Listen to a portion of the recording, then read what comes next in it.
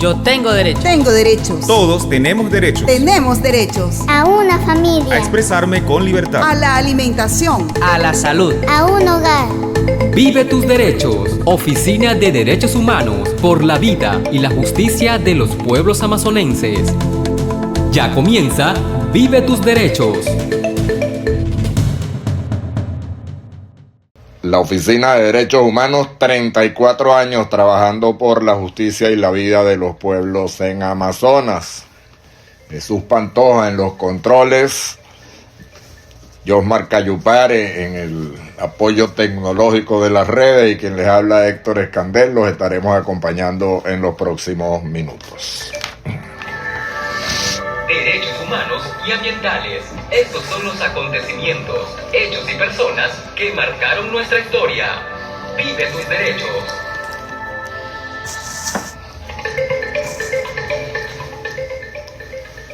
Bien, vamos a repasar los acontecimientos, los hechos que ocurrieron entre el 7 de mayo y el próximo 13 de mayo, el mes de la Virgen María.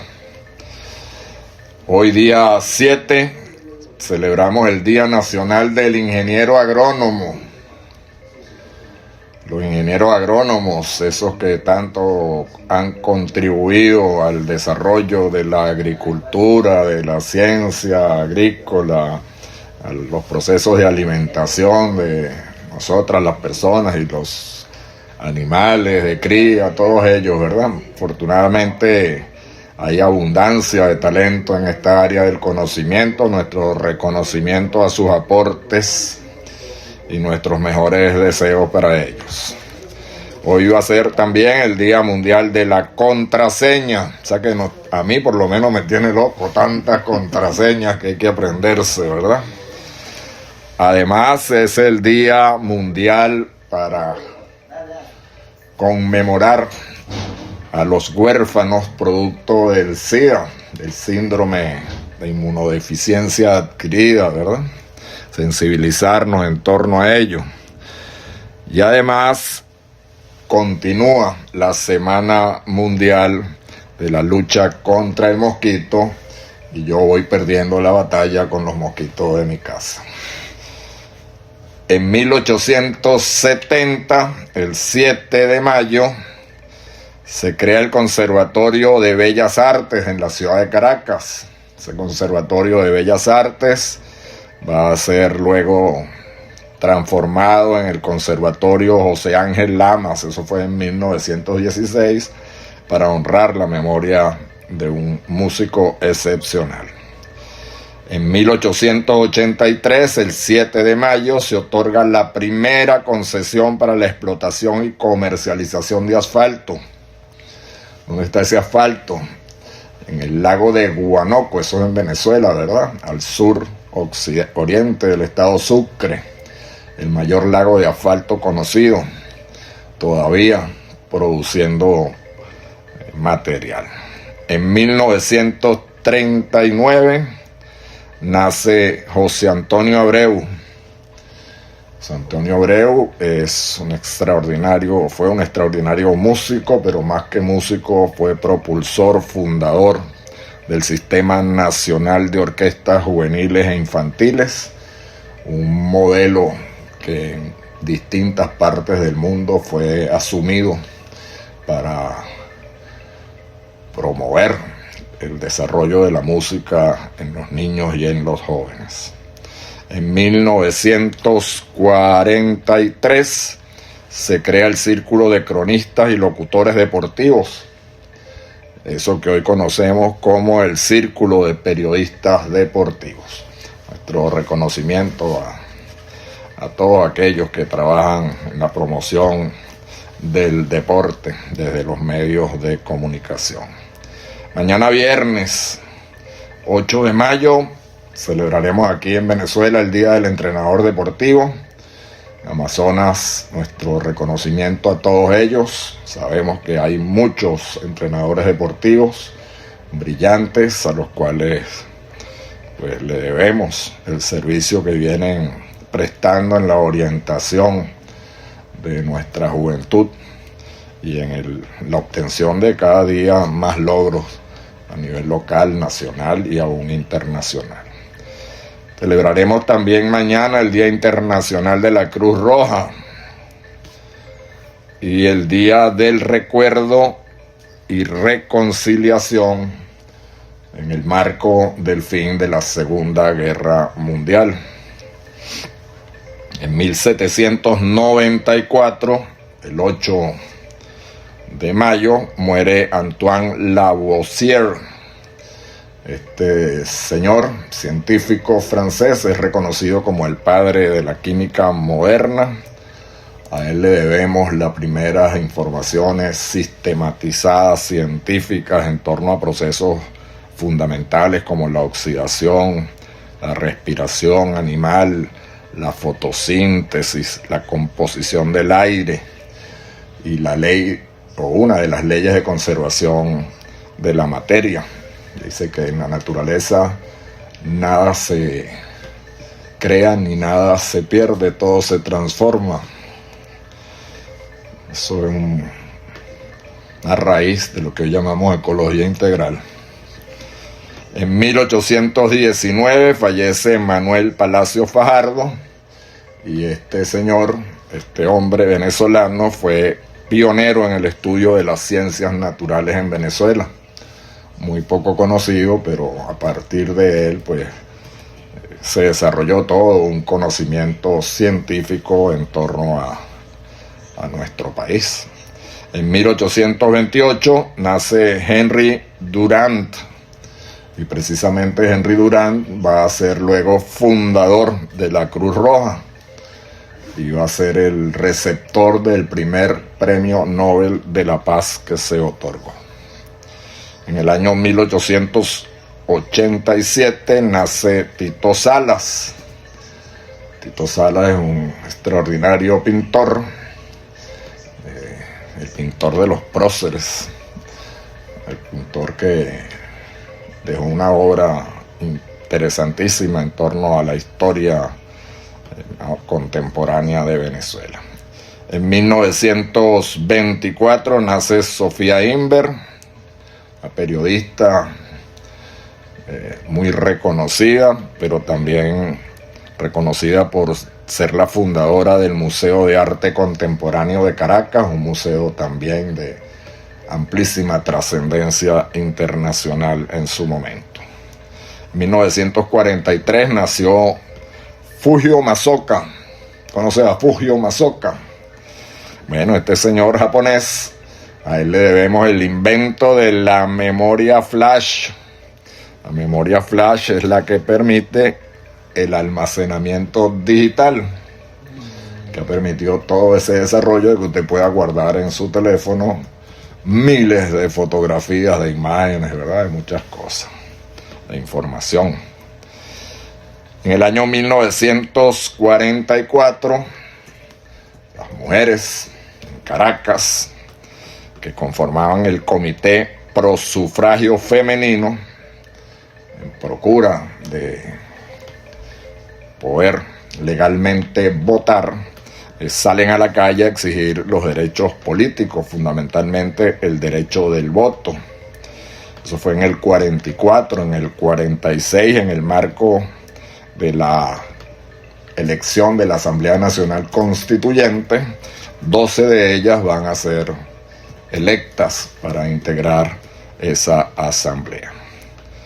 Primera vez que las mujeres entonces votaban. En 1980, la Organización Mundial de la Salud emite el informe donde reconoce la erradicación de la viruela, esa enfermedad que tanto daño hizo por siglos a la humanidad. Pues desde 1980 fue formalmente declarada erradicada. Y en el 2025, hace apenas un año, el sacerdote Robert Francis Prevost fue electo el nuevo Papa en sustitución de Francisco y lleva el nombre del Papa León XIV. Entonces mañana estaremos celebrando este primer aniversario de su papado. El sábado 9 va a ser el Día de Europa, el Día de las Víctimas, el Día de la Victoria sobre el Nazismo, el Día Mundial de las Aves Migratorias. Muchas de ellas pasan por nuestro territorio, algunas se quedan por aquí en algunos lugares concretos que reúnen las condiciones necesarias por algún tiempo en su viaje, en su muy largo viaje que va en ocasiones por miles de kilómetros, ¿verdad? Y además va a ser el Día Mundial del Comercio Justo, ese que tanto buscamos pero que poco conseguimos, ¿verdad? Ese comercio justo que necesitamos. En 1883 nace José Ortega y Gasset. José Ortega y Gasset fue un filósofo español, uno de los precursores de la teoría del perspectivismo y de la razón, el autor de la frase "yo soy yo y mis circunstancias". En 1972, el 9 de mayo, fallece Carmen Rendiles, fundadora de la Congregación de los Siervos de Jesús en Venezuela, beatificada el 18 de junio del año 2018 y canonizada el 19 de octubre del año pasado, nuestra primera santa, ¿verdad? En 1989 se funda la Universidad Fermín Toro en el estado Lara, una universidad relativamente reciente, pero que también contribuye formando talentos en distintas áreas del conocimiento necesarias para promover el desarrollo integral de la nación. Y además, en el año 1991, el 9 de mayo, se crea la Fundación Jardín Botánico, lugar donde se resguardan las muestras botánicas de la flora venezolana, información fundamental. El domingo 10 va a ser el Día Mundial del Béisbol y el Softball. Muchos practicantes del béisbol y el softball.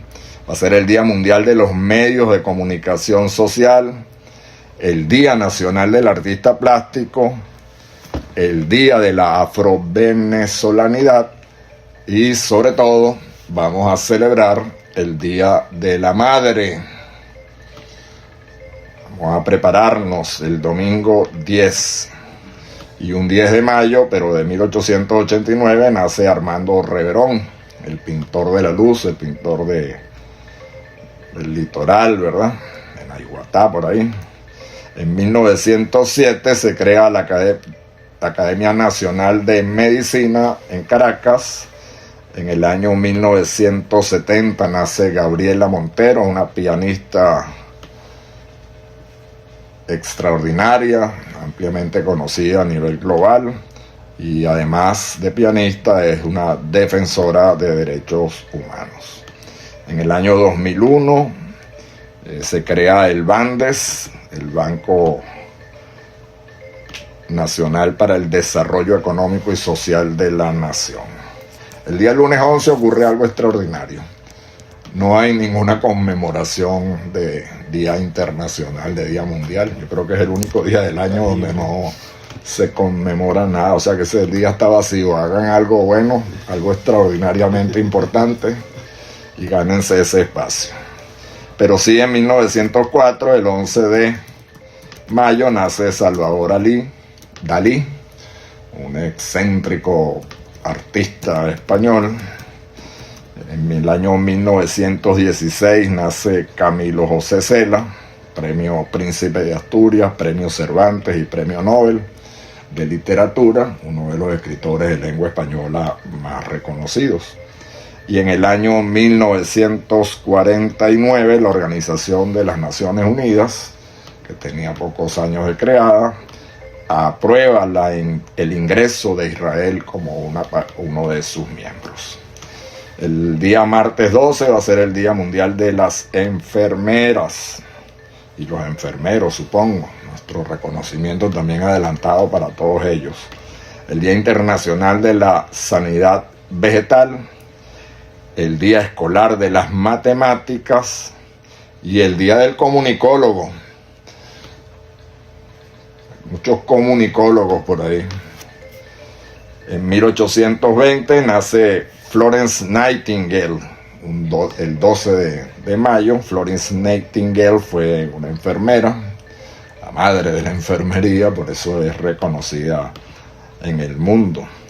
En el año 2008 fallece Irena Sandler, quien es conocida como el Ángel de Varsovia, que en el marco del Holocausto se dedicó a salvar niños, niñas, ancianos de todo ese proceso dantesco que fue el Holocausto. En el año 2014 fallece uno de nuestros más grandes científicos modernos, Jacinto Convit, el hombre que luchó contra la lepra durante muchísimos años, pero que también hizo aportes en otras áreas de la salud humana. Y el miércoles 13 va a ser el Día Mundial de los Entrenadores de Fútbol y la festividad de la Virgen de Fátima. Nos acordamos de Fátima. En 1943, el 13 de mayo, se funda Avenza, una de las primeras aerolíneas venezolanas, ¿verdad?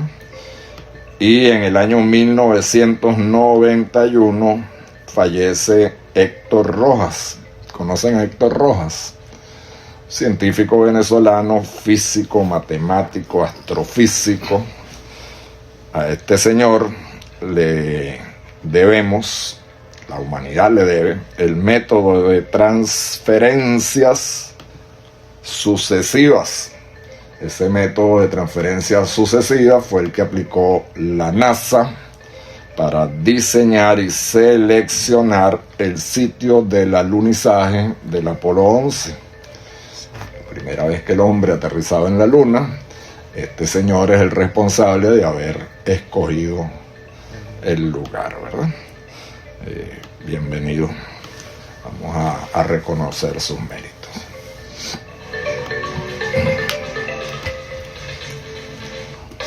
Economía, Política, la salud, servicios públicos, la familia. la vida en contexto. Vive tus derechos.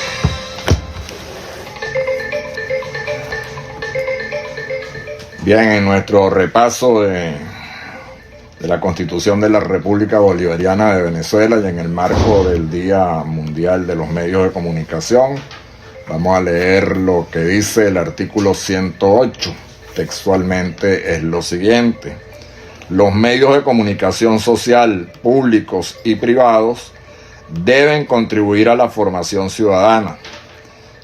El Estado garantizará servicios públicos de radio, televisión y redes de bibliotecas y de informática con el fin de permitir el acceso universal a la información.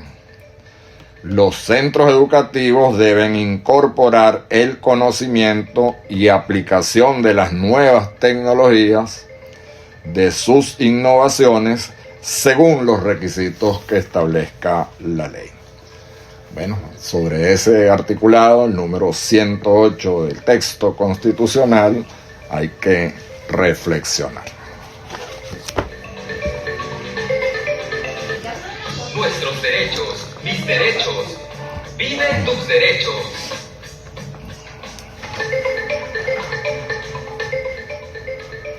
Bien, nuestra reflexión semanal va en torno a esta conmemoración del Día Mundial de los Medios, ¿verdad?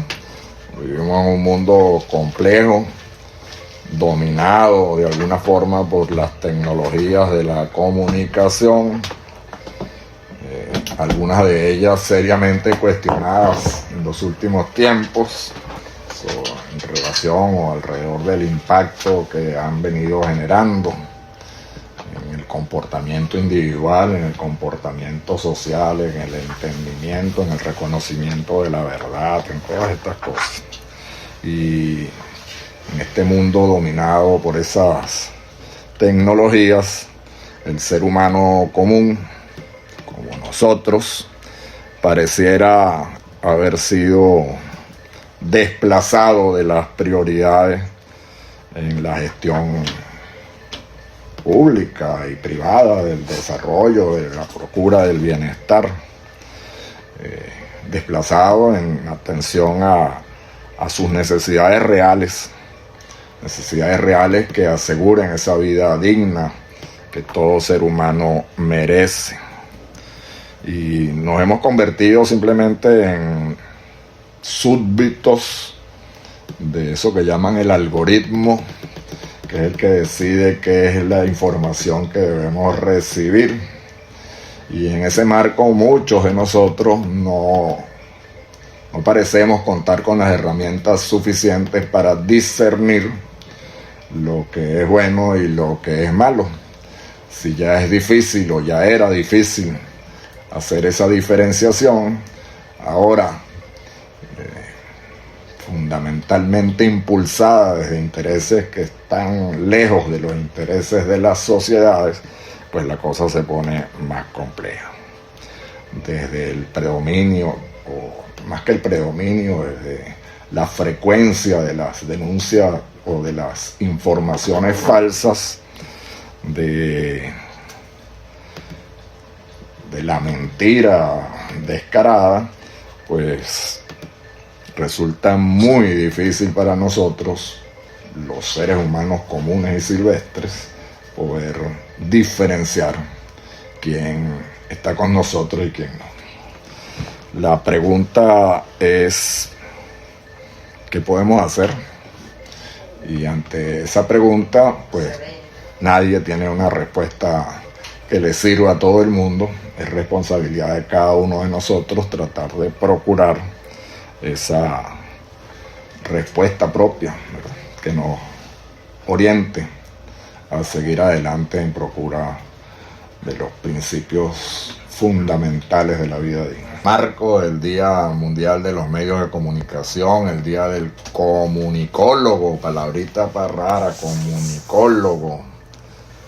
Hoy contamos con la presencia de la licenciada periodista en comunicación social y doctora en educación, Noraima Ángel. Noraima es nuestra coordinadora de la Oficina de Derechos Humanos, es docente también, y en ese proceso de la docencia, de la investigación, anda, precisamente investigando en este campo de la comunicación, sus efectos, sus impactos, ¿verdad?, porque están vinculados a nuestra lista de derechos humanos, como derecho a informarnos, pero todos los derechos tienen que ver con esto. Desde esa perspectiva, pues, y en ese proceso de investigación, ha hecho unas consultas lo más amplias posibles por el poco tiempo que hemos dispuesto para eso, pero donde nos gustaría abordar el tema de los desafíos que se nos presentan. Nosotros nos dedicamos brevemente a hacer una encuesta entre comunicadores sociales de la región de Amazonas.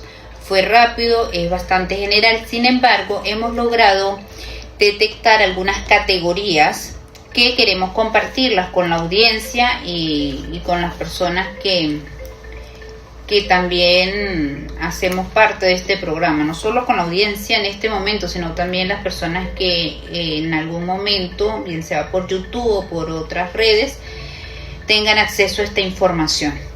Bueno, hemos detectado las categorías en relación a los problemas más sentidos de la comunicación social en los actuales momentos. Como les comenté, consultamos a varios comunicadores sociales. Parte de las categorías de problema que les preocupa a los comunicadores sociales en el estado de Amazonas, más específicamente en Puerto Ayacucho, es el tema de la credibilidad y la verdad. Otra categoría es la polarización política, otra categoría es la seguridad y libertad, acceso a la información, sustento económico, tecnología de la IA, formación académica, función social y falta de recursos económicos. Estas categorías describen algunos problemas. La credibilidad. Muchos de los periodistas están preocupados en los actuales momentos por la pérdida de confianza del público. Esto se debe a la desinformación masiva, estas noticias falsas de las que hemos leído y escuchado bastante, y algunos periodistas hablaban de la naturalización de la mentira en los medios de comunicación. El periodista, en cuanto a la categoría de la polarización política, también se percibe como un actor político que se le dificulta la resolución de conflictos comunitarios porque la información está muy sesgada. Asimismo, la seguridad y la libertad, amenazas de persecución y falta de garantías para la seguridad personal. Y esto tiene un impacto que es la autocensura. Frente a la duda y a las garantías no dadas para algunos comunicadores sociales, ellos por lo menos perciben la necesidad de autocensurarse para evitar represalias y limitaciones de la libertad de expresión. Bueno, parece contradictorio, pero algunos periodistas definen como una categoría el acceso a la información. Es decir, los periodistas y los comunicadores sociales manifiestan no tener acceso a la información. Este acceso a la información está limitado por varias razones. Entre ellos, bueno, tema de opacidad en las fuentes oficiales. Difícilmente se consiguen fuentes, ha cambiado las estructuras de comunicación por parte de los entes gubernamentales y no se sabe exactamente, por ejemplo, cuánto dinero se recibe, cuánto dinero es destinado a una obra, quiénes fueron, por ejemplo, las empresas que participaron en la licitación de una obra, por qué ganó esa empresa. O sea, esto es totalmente imposible de abordar por los periodistas, por ejemplo, y esto trae como consecuencia que el periodismo se haga de manera muy superficial, es decir, imposibilidad de realizar seguimiento y profundidad de los hechos. Sigo con el ejemplo hipotético en relación al acceso a la información. Es muy difícil que un periodista le dé el seguimiento a una noticia siguiendo con el ejemplo de una obra. Se culminó la obra, cuánto dinero estaba invertido en la obra, cuál era el plano inicial de la obra, por lo tanto se colocaron todas las mesitas que decía, o todas las sillas, o se le puso a la carretera el grosor que decía en el contrato. Como esa información no es pública, que eso es lo que llaman algunos periodistas la opacidad en las fuentes, es muy difícil hacerle un seguimiento a profundidad y nos quedamos en un periodismo muy superficial. Sabemos que están haciendo algo, no sabemos exactamente hasta dónde va a llegar y bueno, y hemos normalizado mucho eso porque en estos días hablando con una amiga de un sector donde están haciendo o aspiran a hacer un tramo de carretera, ella decía, no, parece que es hasta aquí o realmente eso va a ser hasta donde alcance y bueno, pero entonces eso no tiene un proyecto, no se sabe cuántos metros, no se sabe el material. Y eso nos llevaría a pensar desde el punto de vista de la Contraloría Social, o sea que si se hace menos, pues no pasa nada, porque no hay un proyecto público en relación a la obra. Repito, esto es un ejemplo hipotético, esto es un ejemplo. Eso es lo que llaman los periodistas la dificultad del acceso a la información. Por otra parte, algo que nos afecta a la mayoría de los periodistas es el sustento económico. No hay fondos, no hay recursos suficientes para la movilización, para la investigación. Muchos periodistas, muchos comunicadores sociales nos gustaría dedicarnos a algún tema de investigación donde podamos profundizar en un tema determinado. Sin embargo, la situación económica no lo permite. Tenemos que salir todos los días a ganarnos el pan nuestro y el de la familia. Entonces, un periodista con mucha dificultad va a poder profundizar en relación a un tema. Porque el trabajo de investigación lleva su tiempo, lleva unas condiciones también. Debemos estar lo más tranquilos posibles, debemos estar dedicados a escribir y yo diría que no solamente es el tema económico, sino que bueno, cuando no es la bombona, es el agua que llegó o que no llegó, es cualquier elemento que del común de los venezolanos y posiblemente de muchas personas en el mundo. Lo cierto del caso es que la falta de economía o la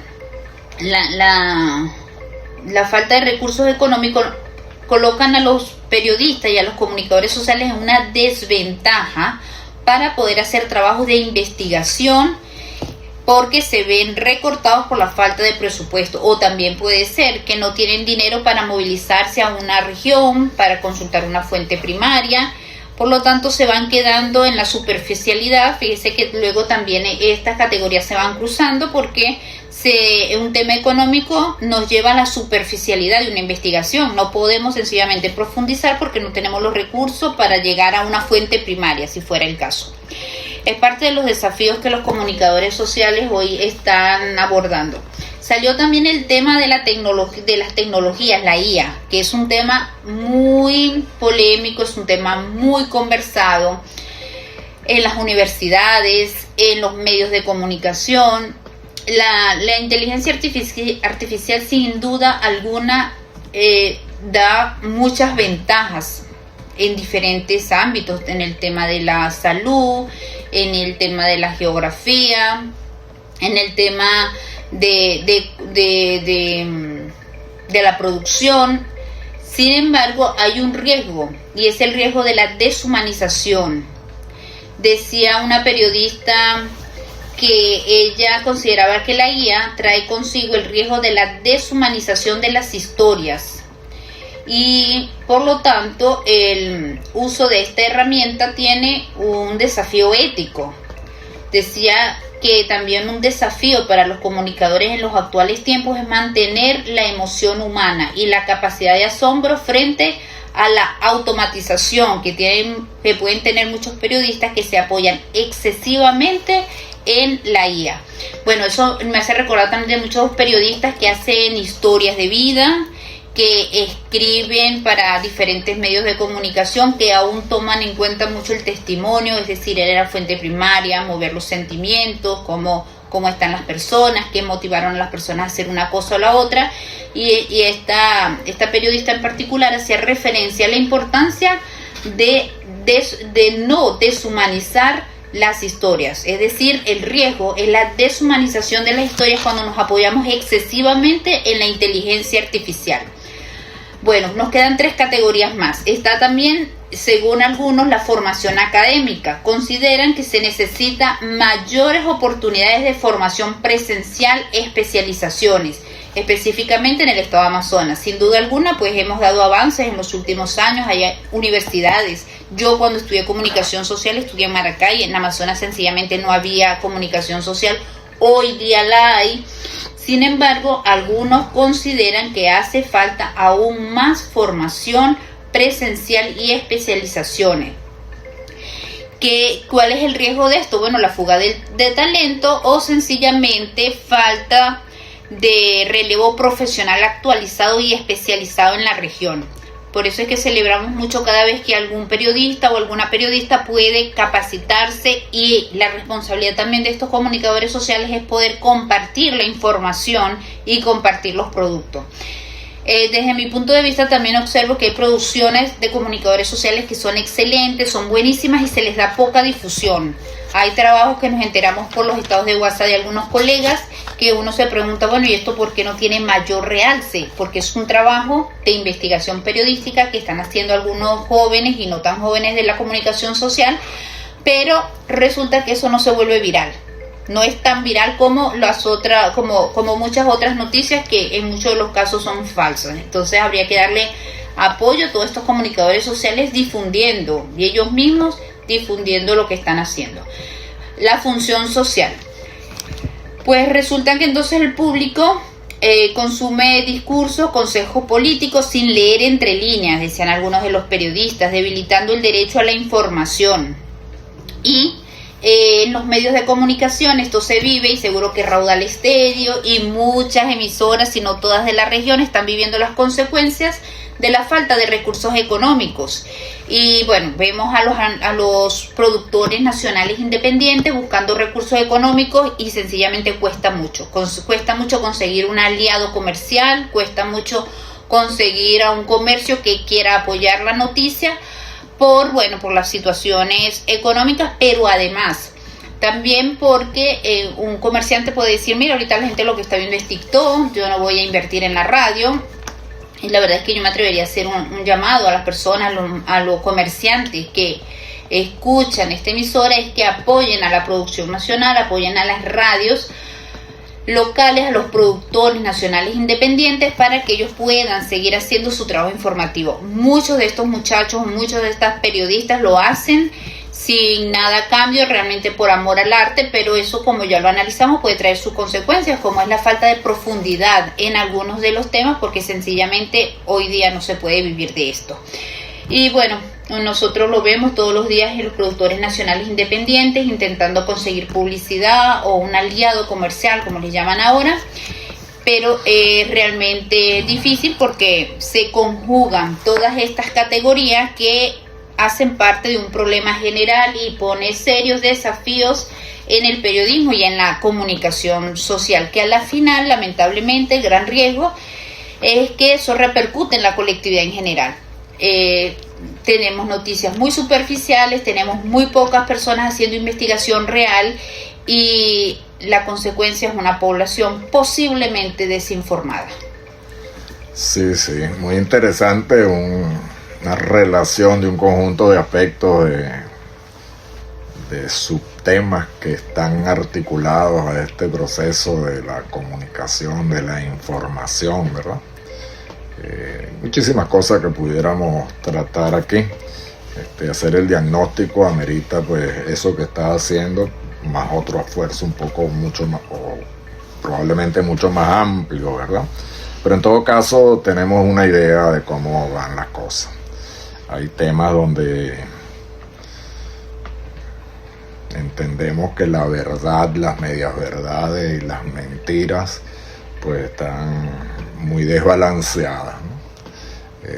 Hay unas intencionalidades claras en tratar de desdibujar la realidad, de servir a intereses particulares y no a intereses de la sociedad en general. Eso está ahí, eso es un tema que hay que debatir, que pasa por lo que mencionaba al principio, la ética, pero bueno, hay mucha tela que cortar aquí. Yo creo que son retos que la sociedad tiene por delante y que no debe permitir que continúen siendo difuminados, ocultados, ¿verdad? Porque está en juego el futuro. No el mío ni el tuyo en particular, sino de los que vienen. Y yo creo que eso es muy importante, ¿no? Hay que superar el pan y circo. Y ese pan y circo se supera con información, con análisis, con investigación, con comunicar los resultados, siempre en el marco de la ética, ¿verdad? Hay una misión que es la formación ciudadana. Nosotros creemos profundamente en eso. Y estaba pensando un poco mientras hablabas tú sobre el rol de la radio y este medio que alguna vez parecía que estaba condenado a desaparecer, pues lo vemos como sigue a flote, sigue liderando. Yo creo que yo no conozco exactamente cuál es la situación real en el resto del país y del mundo, pero hasta donde yo sé, la radio continúa siendo el medio más confiable del que disponen las sociedades, y eso hay que resguardarlo. Sí, la radio no pasa de moda. Se pensó, por ejemplo, cuando salía la televisión, que las personas iban a dejar de escuchar radio, y no. La radio ha tenido esa capacidad de adaptación. La gente sigue escuchando radio y creo que eso va a pasar por muchos años más. Y ahora, ante las tecnologías estas de las redes, el Facebook, el internet, no sé qué, y el otro, y la inteligencia artificial, la radio tiene que seguir constituyéndose como la reserva, yo la voy a llamar reserva moral, que tenemos ante la intencionalidad de hacer prevalecer otros intereses distintos a los intereses de la sociedad. Y ahora que usted acaba de decir de la formación ciudadana, yo quisiera aprovechar para saludar a los estudiantes de la Escuela Radiofónica Paulo Freire, que ellos son estudiantes, tengo el deber de acompañarlos en el tema de MTC, Memoria, Territorio y Ciudadanía, y esto es parte de la formación ciudadana.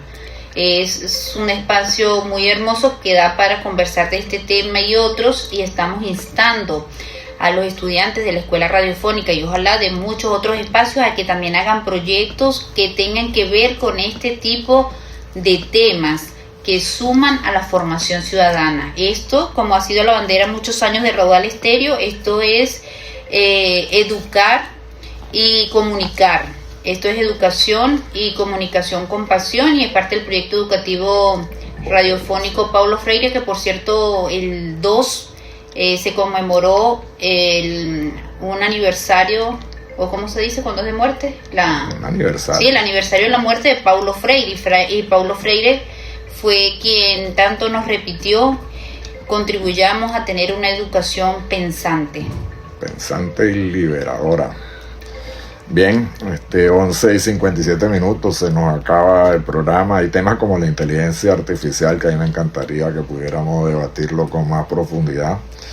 Yo probablemente esté prejuiciado, pero yo creo que eso es veneno, porque continúa fortaleciendo todo un proceso que ha sido identificado por la ciencia de reducir la capacidad cognitiva de los usuarios de estas cosas. Eso está probado. Y bueno, sería bueno ponerle en la balanza y debatirla. ¿Un mensaje final? Bueno, el mensaje es recordar la responsabilidad que tienen los medios de comunicación para la educación, para la Contraloría Social, la responsabilidad que tenemos de decir siempre la verdad, apegarnos a la verdad, con los debidos respetos, por supuesto, con los debidos cuidados que implican los contextos tan diversos, pero apostar por la verdad y apostar para que tengamos medios de comunicación que entretengan, por supuesto que sí, pero que eduquen también, que eduquen a la colectividad. La radio específicamente es un medio que tiene un poder muy importante. Es mágico como en una casa se pueden levantar escuchando la radio, y pensemos como comunicadores sociales el impacto que podemos tener en estas vidas. Así es que utilicemos la radio y utilicemos los medios de comunicación con la ética que merece todos y todas. Muy bien, muchísimas gracias por tu presencia. Vamos a despedirnos por esta semana con la frase para la reflexión. Traje una del Dalai Lama que ya he utilizado hace años por aquí, ¿no? Dice: la paz solo puede durar donde los derechos humanos son respetados, donde la gente se alimenta y donde los individuos y las naciones son libres. El Dalai Lama. Reflexionemos acerca de esta frase. Hemos llegado a esta emisión de Vive tus Derechos. Si Dios quiere, nos encontraremos la próxima semana. Tengan todos y todos una feliz tarde y continúen con Raudal.